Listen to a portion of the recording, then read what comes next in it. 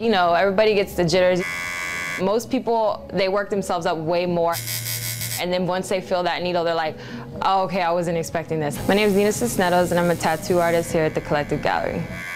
As a kid, I mean, I've always loved all art forms, music, you know, dance, the fine arts, whatever, all of it. I've loved it all. I've always had a job out of high school, and it's always been art related.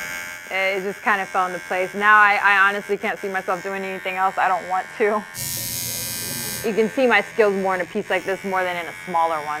So the bigger pieces are always better.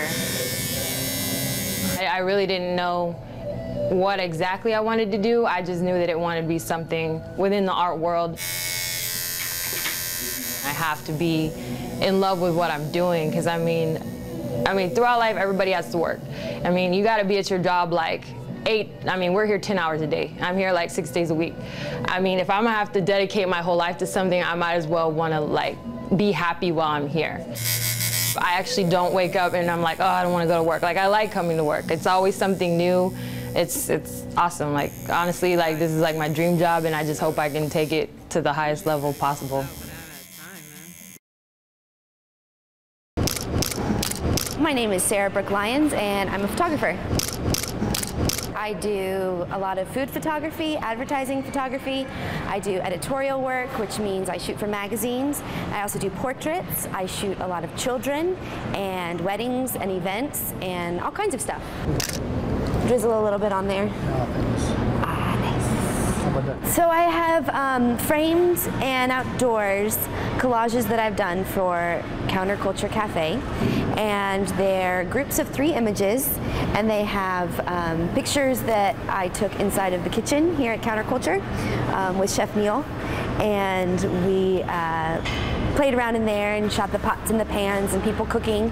And then I also combined those with studio shots that I had done of fruits and vegetables and things like that. I have a project that I started on my birthday, which was May 20th, where I'm taking a picture every day of something that I'm grateful for. I also wanted a way that I could do something that made me aware of being in a positive state of mind. And I know that having a spirit of gratitude is very beneficial. It just puts you in a positive mind frame.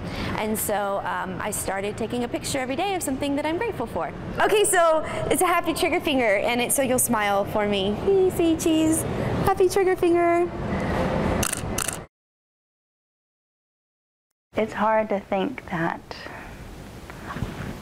all this is happening because she left us.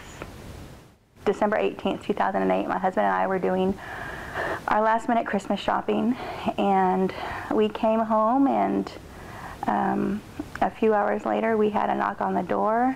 It was my in-laws, and they told us that our daughter had been in a car accident just up the street from our home and had died. Kylie was an extremely outgoing, full of life child. She always wanted to make people laugh. I wasn't feeling very cheerful as I walked down the store aisles overflowing with Christmas decor. So I went onto the Chicken Soup for the Soul website, and they were accepting submissions for a book called Devotional Stories for Tough Times. I submitted a story, and then I literally didn't think about it anymore. I didn't think about it again. Until about 2 or 3 months later, I got an email saying that it had been accepted for the book.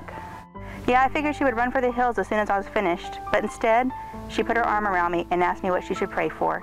To see that book cover say Chicken Soup for the Soul, and then to open it up and to see my daughter's name on there, it was humbling, and that her name is out there, and that I truly, truly feel that her purpose, that the purpose for her life is still being fulfilled even in her death.